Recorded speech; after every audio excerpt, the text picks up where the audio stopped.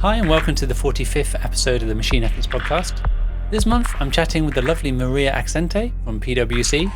We talk about responsible AI and defining AI ethics terms. How is it ethics and AI are related to good business outcomes? The connection of ethics and risk. Ethics and the AI lifecycle. AI reflecting society, and much more. There are a couple of times during this recording where the audio goes a bit out of whack. Please bear with us, it does come back in eventually, and sorry for the inconvenience. You can find more episodes from the Machine Ethics Podcast at machine-ethics.net. You can contact us at hello@machine-ethics.net. If you'd like to support the channel, you can go to patreon.com/machineethics. You can also get hold of us on Twitter and Instagram, and follow the podcast on Google Podcasts, Apple Podcasts, Stitcher, Spotify, and wherever you get your podcasts. Thanks again for listening and hope you enjoy. Hi, Maria. Hi, Ben. Hi, welcome to the podcast. Could you please briefly introduce yourself, who you are, and what do you do? Hello, Ben, and hello, everyone. My name is Maria Axente. I work for PwC in UK, and I look after a proposition we call responsible AI, which is, in fact, also a philosophy of doing AI in a responsible and ethical manner. And it sits at the intersection in between good end-to-end governance, risk management, and apply ethics, and ultimately with the purpose of delivering AI solutions that are aligned with current problem and do it in a sustainable and responsible manner. I also look after AI for Good proposition, which is very much looking how do you align emerging technology, especially AI, with the sustainable development goals, and again use a lot of the knowledge we develop in for-profit and non-for-profit and being able to create sustainable impact over time. Awesome. Thank you very much. That all sounds great. I was going to ask you what responsible AI is. I'm doing air quotes here, but you've kind of sort of outlined it, right? So do you think there's this idea over here of AI ethics, and then there's this kind of gradual separation of terms towards maybe something more like responsible AI? Do you think those two ideas are similar, related, completely different? The AI ethics and the kind of responsible AI? I think that's an excellent question, and to be honest, it was something that we in the AI community have been discussing for a while. Is what's the relationship in between the ethics and responsibility side, and how to best define it and define this correlation so that whenever we go into practice, we understand what is what in order to deliver, especially for people who are outside the knowledge base and are in fact the ones more likely that will take this to the next level. From our perspective, we did take a bit of time to understand those different concepts, how they come together.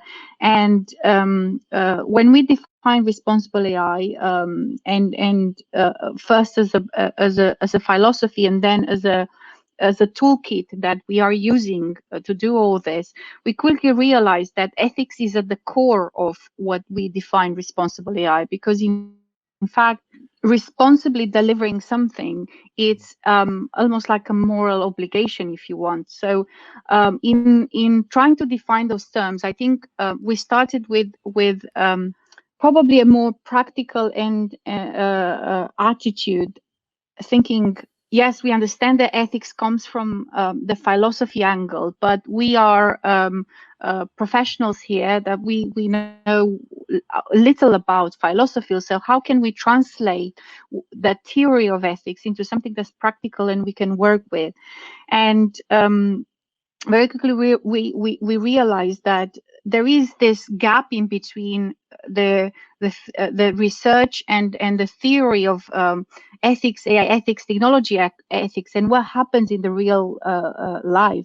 And there's also an even bigger gap in between the science of AI ethics coming from philosophy and the science of AI ethics and the application in the data science, is that middle ground that very few people addresses. And there's a lot of opportunities here and a lot of risks as well, because in fact, if we are looking for sustainability in delivering responsible AI, we need to be looking how to change behavior, how to build the right structures, and how to update processes.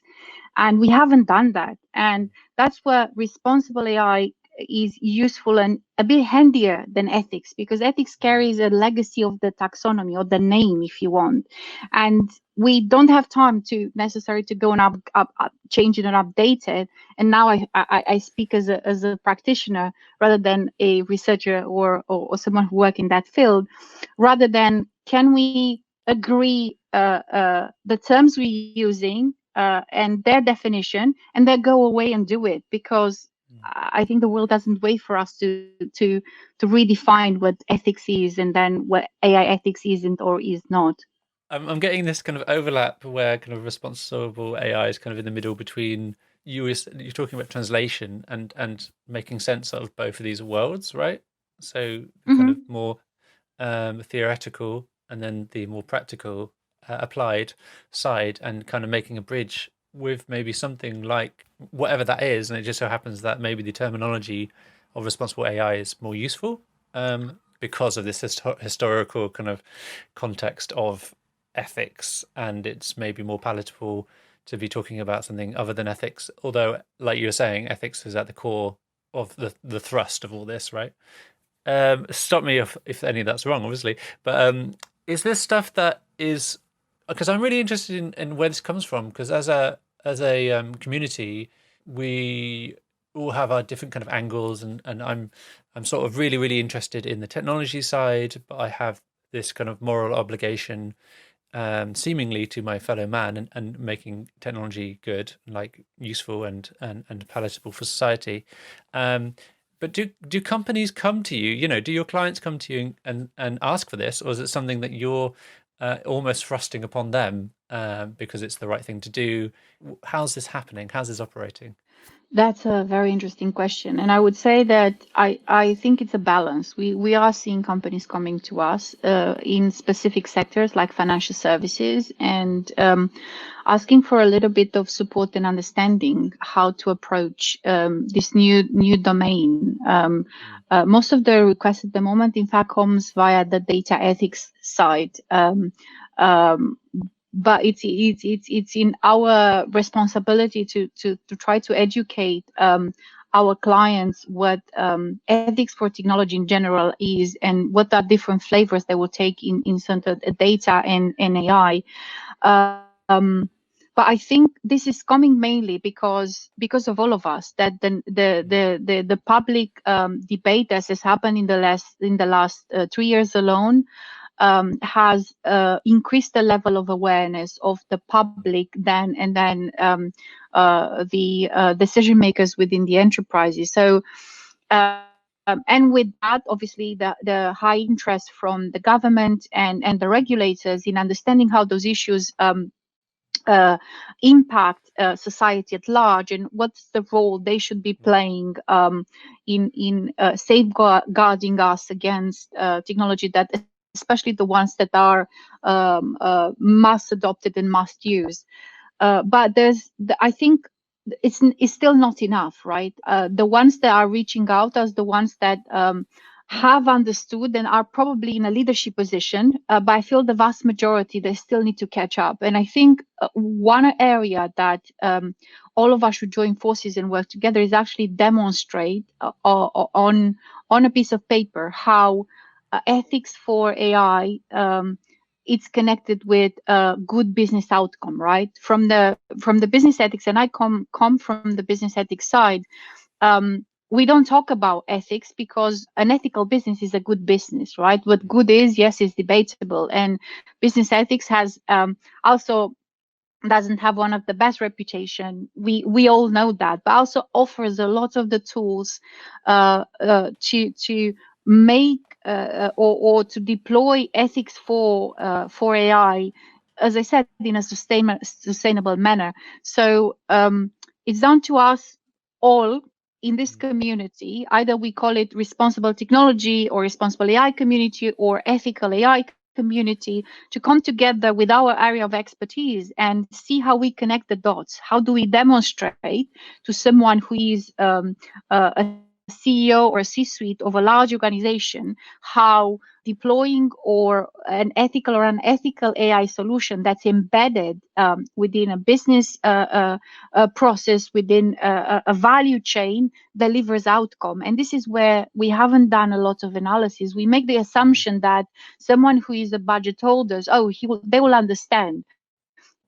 If they understand the philosophy, fine, because they don't have to, but they will understand it with data science lenses, but they won't. And this is where we need to do a better job in demonstrating, in fact, the economic value of ethics for AI. And it's not easy, right? Because ethics permeates throughout the life cycle of AI, and you can't just say if we do it in this stage, that's how it's going to be, delivering value at the next stages. It's a little bit more difficult, but we also have some tools in hand, right? The science of risk management, especially in some of the industries like financial services, is a very mature one, right? So companies are used to define and understand and mitigate risk, and they understand how risk impact their overall performance. Why not understanding how ethics and risk are connected and bring them together and demonstrate that in being ethics and the outcome, the final outcome. Yeah. You were talking briefly about the kind of pipeline. Do you have some sort of formulation that you can share with us about how you feel about those different areas of implementation of these ideas, toolkits, methodologies, those sorts of things? Yeah, obviously it's the market is we have done quite a good job in creating those tools, right? So that I've mapped a crowdsource a list of assessment, diagnostic, and impact or lists that are potentially to be used in the realm of data and AI. Also, there are many tools, like very recently Omidar Network has launched the Ethics Explorer, which is a phenomenal tool that you can use to understand the impact of technology at the application level. So I think it's a matter of us understanding the tools we have available, create new ones if we need to, but then apply it at the right stage within the process. And something that we have done part of Responsible AI, probably the slide that brought most joy to people. You know that in consulting, people speak slide-ish, right? So we speak PowerPoint. That's the language we do. So you will be quite accustomed to create slides for a living. And we've created this visual of the AI life cycle, right? And we demonstrated that, in fact, when you develop AI, it doesn't start with the stage of business understanding and defining the problem, and then you can go into all the other stages. It starts way further into the corporate strategy, and everything is connected. And especially with the technology like AI, those stages have a significant more impact than in previous or with previous technology. Therefore, we need to understand how everything is connected. How, when you make a decision at strategic level, what does it mean at operational level from the people and process perspective, and how that translates into the work you do in specific application for the specific parts of the business. So I think having that big picture of how everything connects on not just on the technology side, but what on the wider organization side is probably the first step. And the second one is actually to look how do you want to use those tools and at what moment. And they're extremely useful, right? But they are not enough. Because ultimately, what we should be aiming towards is a change in behavior. You know, all those tools help us to raise the awareness and give us the right, if you want, elements to be able to develop this technology, which is a novelty at the moment, right? We haven't had to do this thinking before in the previous technology on all the other work. But ultimately, the aim should be a change in behavior. And the change in behavior comes not only by using those tools day in, days out, but also making sure that it's enforced via policy, via the right training, also having the right processes of collecting when something goes wrong. Do we have that, right? When we have an application that is biased, is there any process where someone go and say, pick up a hotline and say, I've discovered that we discriminate against this target group, and what do we do about it? So I think that's when you see how everything comes together, right? It's the application development, but also the wider context where this application actually is set to perform. And it's something that Virginia Dignam keeps on saying, and I love to quote her in and out, is that AI is not just data and the model. AI is the technology plus the context it operates. And sooner you understand that the context is so important for AI, you understand that and you wish to have that the values embedded throughout. You give equal attention not just to the development of the technology itself, but what happens within the context. Yeah. I mean, the example I usually give in that area is because I'm heavily interested in the art form of computer games, and because it's a technical and a artistic one, and you can make AI agents in a game, and that's one context, or you can make an AI agent essentially in giving out people's healthcare or money if they're on the dole or something similar, universal credit. So these are extremely different contexts, but you have this thread of AI that is can be used across them. So the context of its use is probably, profoundly part of the situation, right? It's not just like you're saying, the technical implementation of data.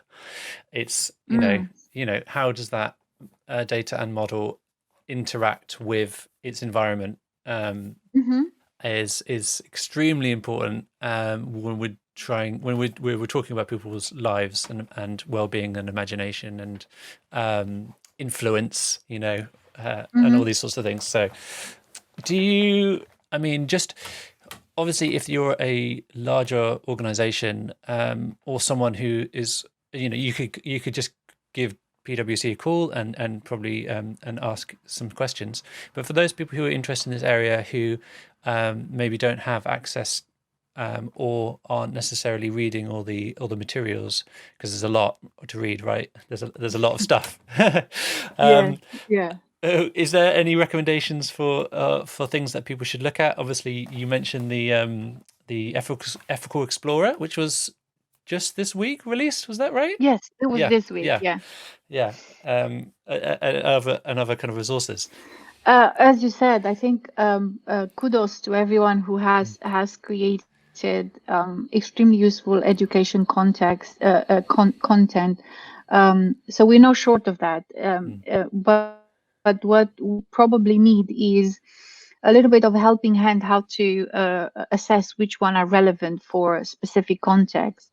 And I have few that recommend, and they are the type of content that actually set the tone to my thinking in this field. Probably the ones that I refer the most is the IEEE ethical aligned design.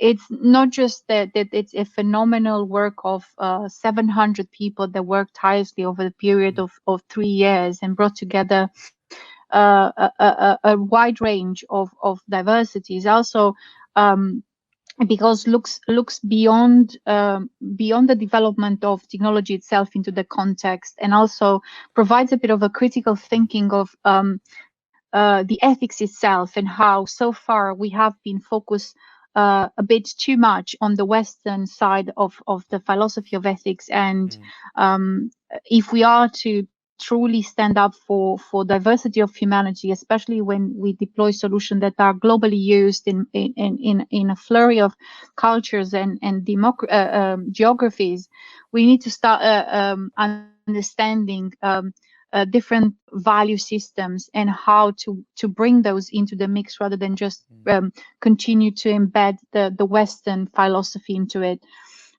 Another very good book, which is a primer, if you want, a collection of essay, is AI ethics. It's a small book, which gives, as I said, a very nice entry into the topics. And for someone who doesn't have time to read different articles and be plugging into the news machine, I think it's a very useful starter. And another document that I really like to recommend people is, in fact, one produced by the German Data Ethics Commission. It's a report they produced last year, was originally published in German, and then they finally translated into English. The reason I recommend that, it's only a 300 pages document, but it's again probably one of the best walk through to the world of AI, obviously placing the ethics of it and different ethical principles, privacy, fairness, explainability within that context, with a very robust approach to implementation, right? So what do we have to do next? What falls under responsibility of the regulators, of the wider society, of the governments of AI and the users of AI? And obviously there are a flurry of outlets out there that look at this topic of AI and ethics with different lenses, from Ada Lovelace here in UK to AI Now. Again, AI Now is a fantastic outlet, and I highly recommend their reports. So understand that when you move out of the theory of ethics into the applicability of ethics, and AI ethics is in fact applied ethics, right? We need to bring together a much more diverse set of experts and their knowledge, social sciences, business, data science, operation, but also the philosophy and the side of it. So in a way, it's with all the materials that is, you start getting probably that understanding. Virginia was talking about how important the context is for AI, and the context is humanity, right? And if AI is the mirror we see humanity in, of course we're not going to like it. Of course, we are discovering some horror stories about how racist we are, how we promote inequality in so many areas of lives. But hey, it's also a big opportunity for us to address it. As we've discussed earlier, every single crisis should be regarded as both a threat and an opportunity. And if we are starting with those lenses, we will see what a huge opportunity AI offers us to actually go and fix what's wrong with us. And we are in that critical moment, right? With everything that has happened around us, we have the time to pause and reflect and say, how do we want to take this forward? Are we happy with doing this, or do we want to challenge? And we want to challenge it. How to organize ourselves to challenge it, that's a different conversation for a 100-hour podcast. But there are lots of positive news coming from all different parts of society. The people awareness of those topics is increasing. Of the Gen Z that's coming after us, who are even more educated on those topics. So I expect some wonderful things to happen in this space in the next few years, as long as we remain brave and courageous about the things that we're going to discover about humanity, and being able to deal with those in a positive and proactive manner and solve it, rather than just say, yes, we know that we have been wrong doing this for centuries, but we can change it. So I mean, it's really interesting because you can go in many ways. Like you've said, a lot of really interesting stuff there, and you can go into lots of different areas. And it's almost like it's hard to know the world that we want, but we can probably more easily see the world that we don't want as we're looking into that mirror, as we're discovering things about what the technology is picking up in the data that we're giving it and all these sorts of ideas. So there's a good example of word embeddings. So you just embed, so there's an AI technique of having words and embedding them in vectors. And what this gives you is some sort of notion of relatedness. So when you're putting words through a model, you can get other words out which are somewhat related. And you find that it's often sexist or biased towards certain, social gender tropes or ethnicity tropes or sort of that, which is present in the words that it was used to embed it. So, given that's the case, your next kind of idea, based on what you were saying, is basically that's not great. We can probably see that's not great. But what are we going to do about that? And that's probably, interestingly enough, like the bigger problem. How are we going to structurally change in a positive direction? And do we even know what that direction is? Maybe it's easier for word embeddings than it is for maybe something more nuanced. I'm not sure, but it's really quite interesting to be both applying this technology and also to be kind of stepping back and going, oh, actually, this is changing the way we think about society and philosophy and what we should be doing with ourselves in the future. I'm still optimistic because I could see how much progress we have done in the last 3 years, how much awareness we have raised, how much investment, at least in UK, were allocated. Right, we have someone like Ada Lovelace, we have the Centre for Data Ethics and Innovation, and many other wonderful outlets that do tireless work in first raising awareness and next being able to create the body of knowledge that will provide the right evidence for policy making, right? Because I think there are two levels where we need to be acting in creating profound structural change. One is obviously at application level, going back to the various tools that will allow us to debias NLP and explain our models. And yes, we know there's not enough, but is a good start. We have to do this, right? We know the bigger problems to solve is around structures, but even the bigger problems to solve is in fact the mental models that will allows us to operate, right? And if you're taking a look at the world through the lenses of systemic thinking, and I'm a big fan of system thinking, I think we very quickly acknowledge that the world operates now at the most shallow level, right? And that's the level of events. We see the events, we react to events. But then when you take a step back, you start seeing that under the water, the full body of the iceberg is the first layer. Right after the events are the patterns, right? So all events happen in patterns. We know that the data tells us, that that's the case. But the pattern generated by the fact that knowledge is organized in structures. We are organized in structures, so everything is a structure, right? So therefore, the next layer down is structured. But the last level and where the magic happens should act are at the mental model level, right? The fact that our perception has been shaped through our lives and education and the way we have lead our lives, and that is actually influencing fundamentally how we are place ourselves in a structure or another, and how when we start behaving in patterns and the events we see. So if we are to address the big problems humanity has, we have to go to the root cause, and the root cause are whatever you and I and the rest of the world think of all those issues. And that's where everything has happened with the Me Too, the Black Lives Matters, with the climate change and Extinction Rebellion, and all those movements, right? They are, in a way, that they do operate at that mental model level, right? Because first we raise awareness that such issues exist, right?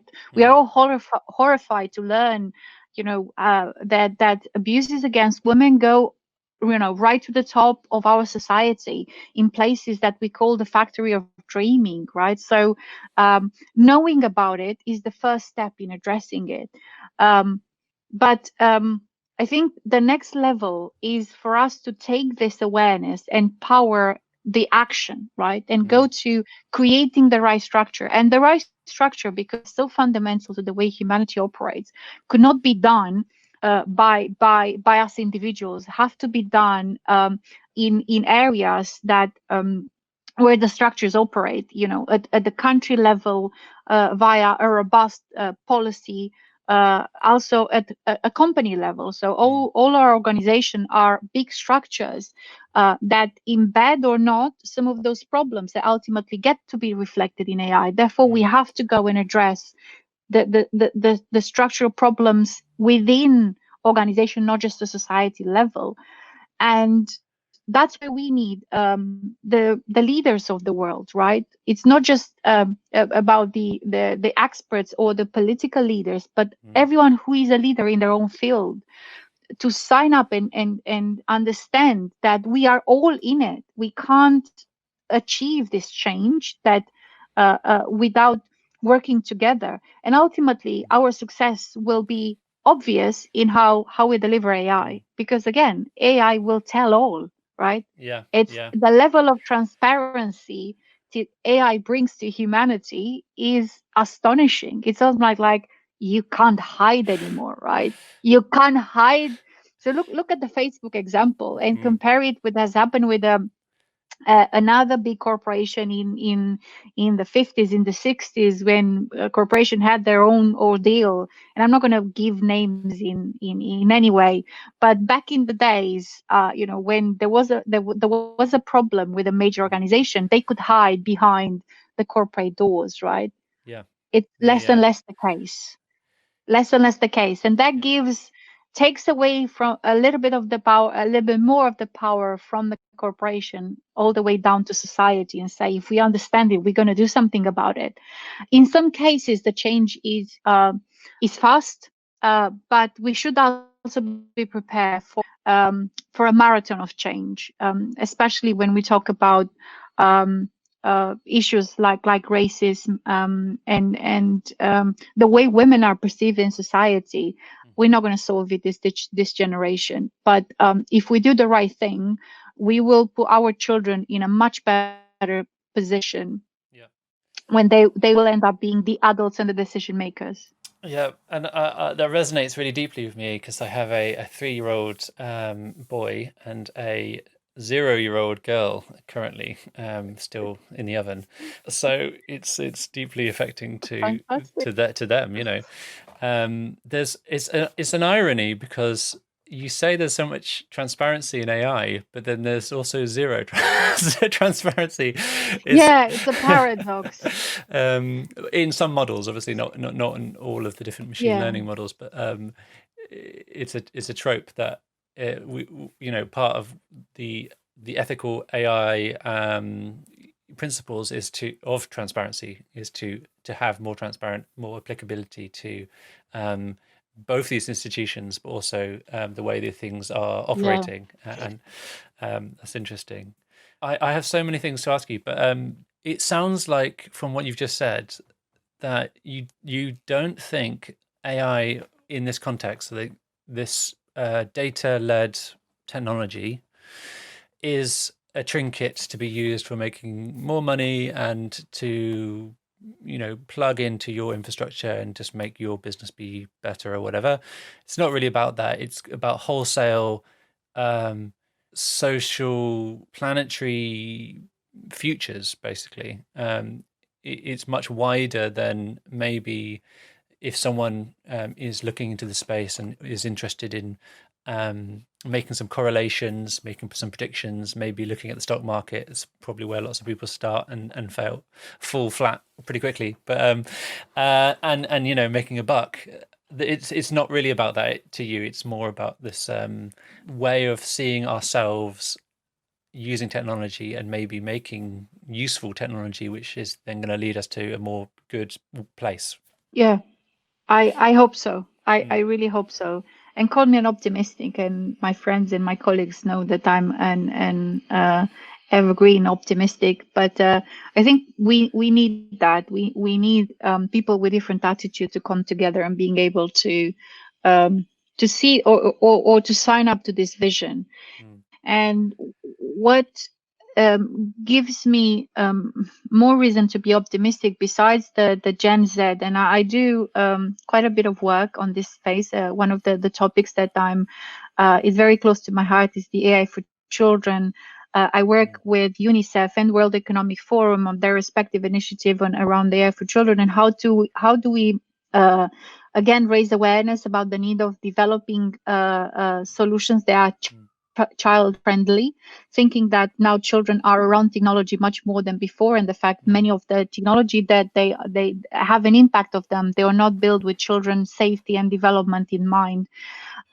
So besides my optimism in regards to the next generation, and their approach to life, they have seen the fail in climate change. They are Mm. exposed to a lot of the news that and the events that happens in the world, right? They are on social media. They see what happens in different corners of the world. They have witnessed, Mm. or have heard of the horrors of the wars around the world, and other dramatic events for humanity. And then that in a way has shaped or is shaping the way they perceive the world and the way they think about their role in society, which is much global and much more towards the collective rather than individual. And it will be so exciting to see. Obviously, Mm. hopefully, we will be retired in a nice cottage somewhere in the mountains or the sea. Pick your choice. Yep. In the end, there are only 3,000 Greek islands, so potentially that's we can save for one for our retirement. Okay. But it will be interesting to see how this generation will shape society whole and capitalism, right? Because I feel the capital model we have at the moment is so much focused on individual, on competition and personal gain, Mm. that has brought us to the brink of where we are at the moment. And besides this long-term reason to be optimistic on the Gen Z approach to everything in life, I think the second one, which I see coming from the enterprise, is the genuine desire of many organizations. So to actually be much more purpose driven, right? Mm. The CSR, corporate social responsibility, was the core of the business ethics. And in some parts it was used as a way of cover unethical corporate practices, but not Mm. anymore, because again, technology has put all of us in a glass house. Humanity is becoming a glass house where things become more and more transparent. So I can pick up from our leadership and others, our clients, a genuine interest in Mm. aligning their businesses with purpose and defining their purpose and bringing the employees to the level of actively being involved in that purpose. And that purpose is a social one, right? It has less to do with making some shareholders richer and richer Mm. and more to do with like what's the role we should be playing within the wider society. And that has and would have profound implication of the way we Mm. use this technology, right? So one of the example is the role of job automation, and the fact that we've been talking about job automation in a very much top down, done to worker type of approach, and we come up with those fantastic estimates like either job losses, job created, and how many people would be out of jobs. Mm. But I think there's another side to it, and the side of it is empowering the current employees to start a journey of upskilling and education for them to be able to co-design those new roles, because Mm. ultimately it's not about robots or machines taking over. It's about this technology being aligned with human problems, right? And being able Mm. to be used to augment humans and only replace where it is we secure a role for the human first. And I can see that what has happened with my colleagues. We've started this massive upskilling program a bit before, long before the crisis, but I can see the benefits. I can see people who have studied accounting or business management and now they're using Alteryx and Tableau, and they're getting so excited because they can see a future for them. They can see that their jobs, even some of the parts, will be done by AI. They could still be relevant. So I think this type of attitude and the fact that is supported by the leadership, and I can see many signing up to that, will be another saving grace for us to make those technology, or to place the users and those who are even indirectly impacted by those technology in the center of the design. And ultimately, that's the right vision for AI, right? To be human centric at all the time.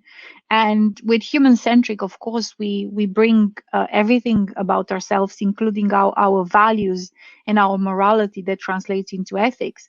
So when we start thinking that every technology should be done not to us but with us, I think I can see, so much more positive outcome rather than relying in and out on the tools that will achieve a a very discrete change within a very narrow context, but will not be able to go back and address the structural and the mental model that where change needs to happen first. Yeah, great. Let's do that.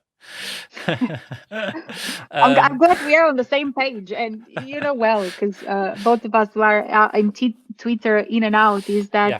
there's so many people out there that believe in this vision, and many who are perhaps sacrificing their careers or financial well-being to be sticking to this, and that's highly commendable. And a big shout out to all those people who are putting the benefit of everyone else before the benefit of themselves and leading the way. And there's so many names. I don't want to quote anyone because I don't want to miss anyone out. But you know who you are, guys. And I think you're doing a great job. Probably one thing that I would say that we all need to be doing is start inspiring the next generation for us to start mentoring the future leaders, not just the ones that will more likely have the skills or the interest to join a technology career or work in AI, but everyone, because they need this, right? If they are properly, they would receive the proper support and mentorship. Besides the fact that they understand all the issue we are about now trying to grapple with, I think we will be in a better place. So that's the next challenge for all of us, to start one-on-one mentoring with young people around the world. And it's not that it's not that difficult, right? They're out there, they're waiting for someone to shout out and say, yes, hi. I was trying to formulate what I was going to say. So this week, I saw again on the Twitter spheres that there's some jobs going at Number 10 in the UK to do with data science and the head of a new data division to help better inform with analytical software and direct data into Number 10 and things like that. And I do wonder why that isn't already the case, to be honest. But maybe they're doing something that is more fancy than what I'm imagining. With all this kind of, this is kind of stepping back again and maybe talking more about the philosophy side. But is there a trend towards technology and the kind of data fascicization? Can't actually say that word. It's kind of taking away our humanity. Lots of people have the kind of negative attitude towards technology, and I just wondered if you had any thoughts about our emotional context of human beings and how technology is affecting us, make us more data led, that sort of thing. Whoa, that's a excellent question, and is you know, it's time for me to be a bit more realistic after being so optimistic for an hour about the benefits of technology, and actually go back and understanding about how does this really impact the well-being. Because yes, we've agreed that this is a unique moment in our history, and many have pointed out that that we indeed go through a revolutionary period, and how that will impact us individuals and is impacting us, especially now that we had to do this very fast transition from a job done with our colleagues in our offices, in jobs done behind a screen somewhere in our living room, bedrooms, or kitchens. Um, and that's a thorny one. And I think we don't know how to approach it other than take it day by day and monitor very closely our levels of anxiety, and being able to acknowledge and normalize this anxiety rather than treat it as a problem. It's okay for us to be to feel tired and exhausted and screen sick and tired and Zoom exhausted, and don't hide it and don't treat it as a problem, and take it from there and take a break and try to find the balance. I think this is a very personal journey. You know how it is in the airplane, right? When you're being told place the mask on you in case of an emergency before you help others. I think this should be something that we write on our walls and say all the time. You can't really help anyone if you haven't secure your own safety first. And that's what we need to be doing at the base level, is make sure that we are in control of how technology is permeating or coming or abusing our life in a way, because it does, right? So I can see how much time I spend on Twitter, and I'm close to admit that I'm a bit of a Twitter addict, and I have to take to force myself to take breaks during the day, but also longer breaks throughout the year, to make sure that I remain balanced and I detach myself from technology. So I think that's, to me, the first step. The second one is equally important, equally interesting. And a friend of mine, Johnny Penn from University of Cambridge, he said something really interesting. He said, are we ready for a society where truth is derived from big data? And to me, that sounded, from a philosopher like him, it sounded like absolutely terrifying, right? Is really? So are we heading? It looks like we're heading. If it's not in the data, doesn't exist, really? But that data is, oh my goodness! And it's, since that moment, I had it's a little bit of a hard stop moment. Where we heading, right? Going back to what we said earlier about data in fact is the true reflection of humanity.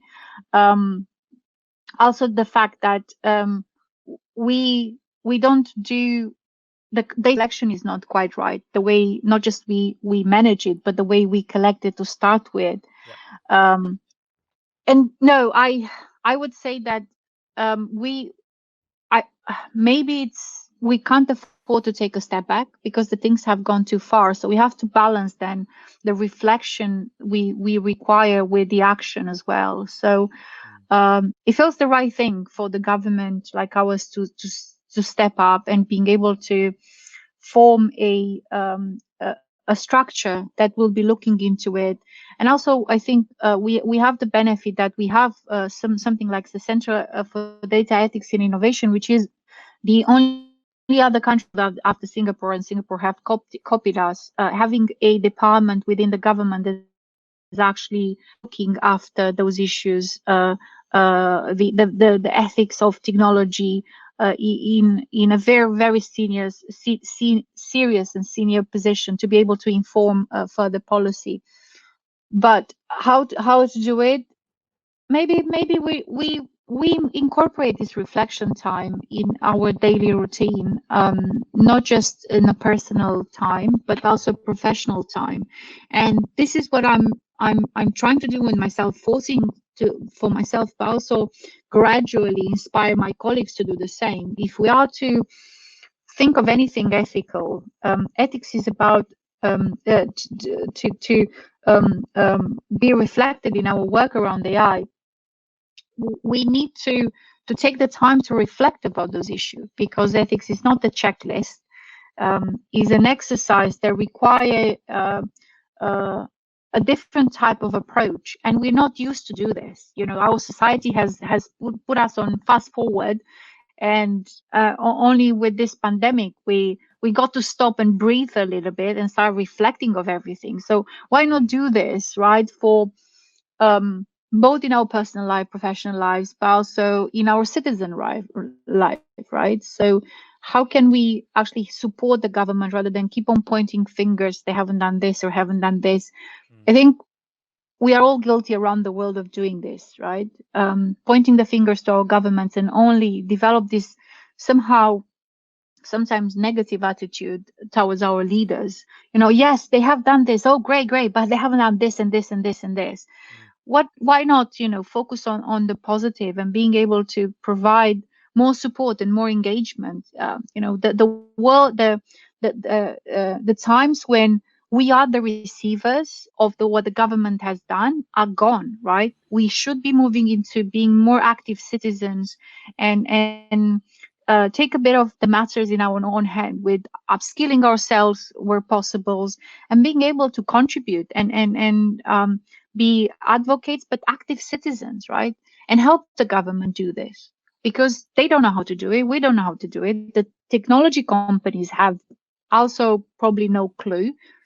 They might be the wizards of tech, but they are not the wizards of everything else that happens in in society. So maybe, but let's see. This crisis will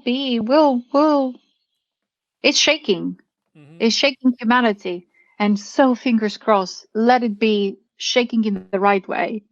Because we've had enough the wrong way shaking. So again, being optimistic. Well, I think over and over again. from where you're sat, you're in the driver's seat for pushing the awareness and the knowledge and the action of some of these things. So it's not foolish optimism. It's optimism with work and passion behind it, isn't it? Really. So I don't think you should be ashamed of that viewpoint. We need more of us to have this, even if this time you might say that this might be a bit of a foolish optimism. A friend of mine, Sean McDonald from US, he kept on looking at me and said, "How can you be optimistic? We're discussing thorny issues of US politics," and I keep on saying, "Yes, but maybe we should be looking at this in such way and such way." And I think it's again it's something that can be educated, right? Being able to get that wider perspective and take a bit of time to reflect how everything comes together is not it's a talent. You get born with it. You get to get educated. And yes, it's another thing for the list for you as a parent for your 3 and 0-year-olds. But I also feel like getting this diversity and perspective allows you to get this sense of optimism and to see how the collective strength is much stronger than the individual weaknesses, right? And I hope that more will become those practical or optimists or realistic optimists or whatever you want to call us, especially the ones in powers, the decision makers, at every single level, right? In the government, in the public and private spheres, in the education, name it, right? We need people who would have this approach. So, yeah, a fun time to be a parent, Ben. Methinks. You think? I think fun time. right this second, I'm not sure I agree, but like maybe going forward, But things are changing in various ways. So I think I'm going to be much more excited when childcare is more viable for us when baby's born and stuff. But that's an aside. Will you be excited to have a robot childcare? But again, I feel that this is the topic for another 100 podcasts. Yeah, I fear we're coming towards the end, and I really wanted to talk to you about other things, namely science fiction and how you got into this Please. stuff. So it might be that we have to come back to you again at some point. If that's okay, and continue this conversation. But for our last question, we usually ask Maria, within this area of technology and AI, what really scares you about the future, and what are you really excited about? Wow, that's a good question. But I would have loved to continue that conversation about science fiction, honestly, Yes, because yes. yeah, and science in general, and how did I get Mm, there? But for a different podcast, maybe. What scares me? I'll start with that. Is us doing nothing, us disengaging, us knowing about it and ignoring it. I think this mm, is scares me the most. And when I say us, but reaching a critical mass, because we also know that not everyone will have either the means or the availability to do this, right? We need to mm, acknowledge that not everyone wants care about their data being protected. That's why we need to understand and very much be aware of the public perception on technology in general, right? And this is not just this understanding. It's not just for the policymakers, but for all of us. Because only by understanding this and accepting and being able to respect this decision, we get to understand. But who needs to act to protect the others who either don't have, as I said, the means, the mm, desire, or the education to do this. So that's what scares me the most. For us to see it, to acknowledge it, and do nothing, or to mm, do little. And we're not off the hook. The next few years are going to be critical, not just in terms of how do we relate with our life and consumption and how we treat the planet, but equally how we build technology. But that makes me also very optimistic. The fact that I see what we have achieved in the last 3 years, right? With mm, the help of the same social media platforms that we are so much vilifying. Perhaps I'm a little bit mm, keen to start seeing the positive and the good things that Google and Facebook and Amazon have got us, rather than going and chasing them only for the bad things that have or happened or continue to happen. And understand that we wouldn't mm, be in this position if we wouldn't have given a platform that at the moment is free for all of us to use, to come together and shape those public opinion that we so much desire or need for action. So this gives me the great joys. We have mm, the tools, we have um, the people, we have a momentum for us to go after the what scares me the most. mm, And I see that those two things are like yin and yang, right? mm. So what scares me the most is could be addressed by what excites me the most. The same Yeah. people who are in and out, the advocates for a different humanity. And I'm going to go back and probably end with my hope for the young generation. We will benefit a lot by having them at the table, and Mm, not just do those things to them, but what with them.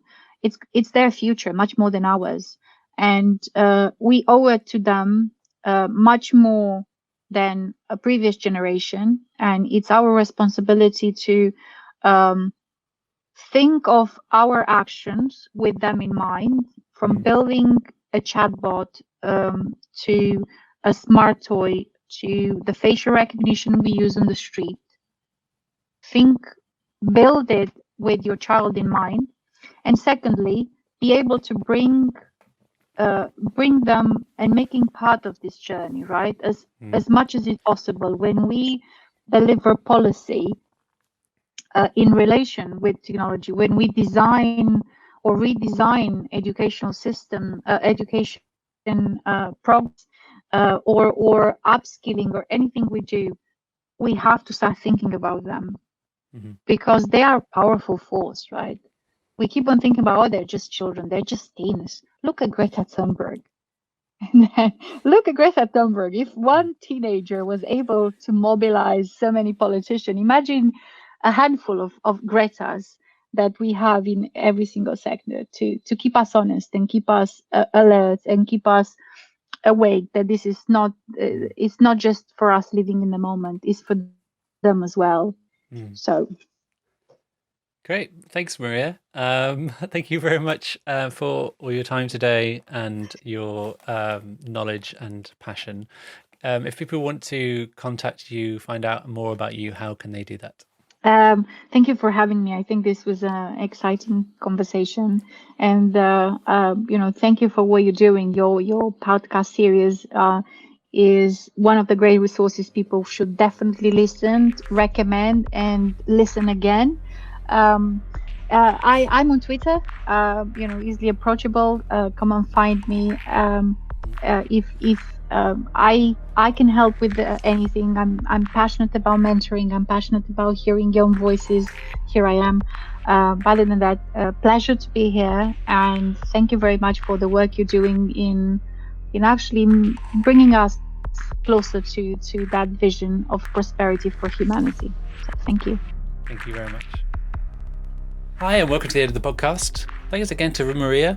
I really enjoyed our chat, and I'm super looking forward to getting her on the podcast again in future to talk about some of the other things, some of the more cultural aspects, science fiction, books, and other things like that. Just her love for science generally. We can chat about that another time. Thanks again for bearing with us with the audio quality. I feel really aligned with a lot of the things Maria was saying during this podcast.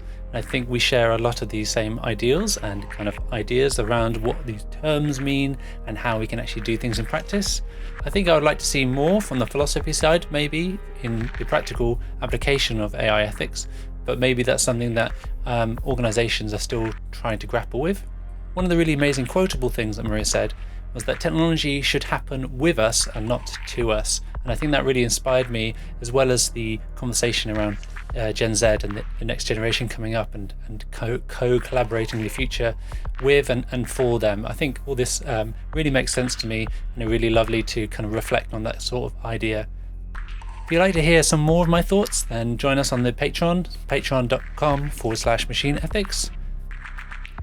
Hi, just a quick note to say that the podcast is supporting the Manning Rust Conference and Women in Tech Conference, and they both have loads of amazing speakers talking at the Rust Conference in September the 15th and the Women in Tech Conference on October the 13th, so check those out. If you search for Live at Manning Conferences, or you can find both links to the conferences in the show notes. Machine Ethics Podcast is supporting these two conferences because we are both really interested in Rust, programming languages, and how these things develop, and also about women technology and supporting diversity in technology generally. Thanks again, and see you next time.